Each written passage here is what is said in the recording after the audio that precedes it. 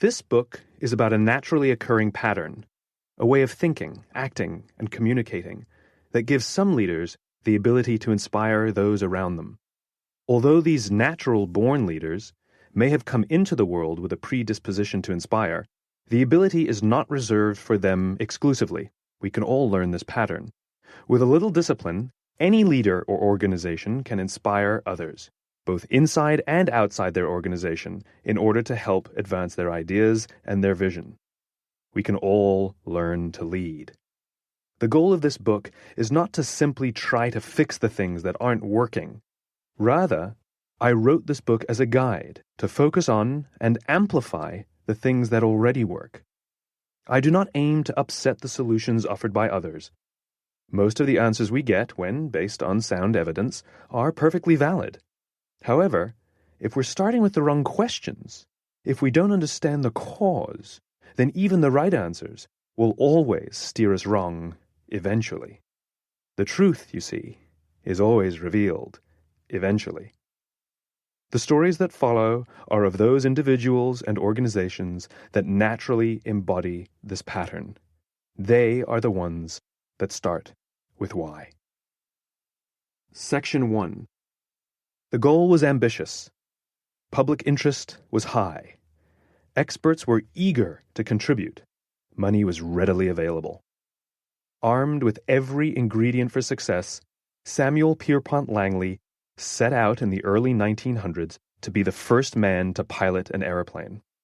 Highly regarded, he was a senior officer at the Smithsonian Institution, a mathematics professor who also had worked at Harvard.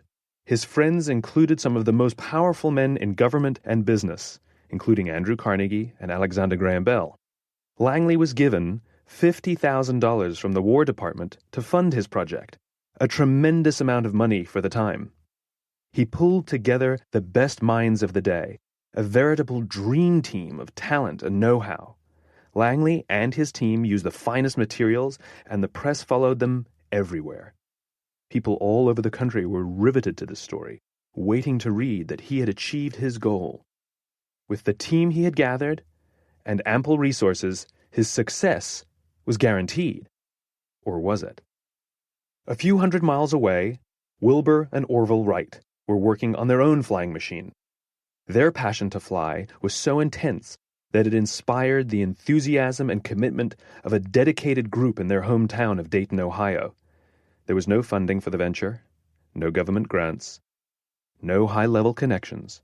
Not a single person on the team had an advanced degree or even a college education, not even Wilbur or Orville.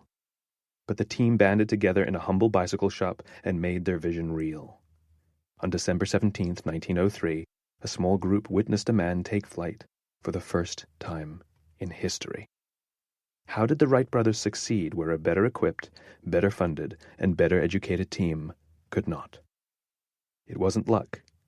Both the Wright brothers and Langley were highly motivated. Both had a strong work ethic. Both had keen scientific minds. They were pursuing exactly the same goal, but only the Wright brothers were able to inspire those around them and truly lead their team to develop a technology that would change the world. Only the Wright brothers started with why.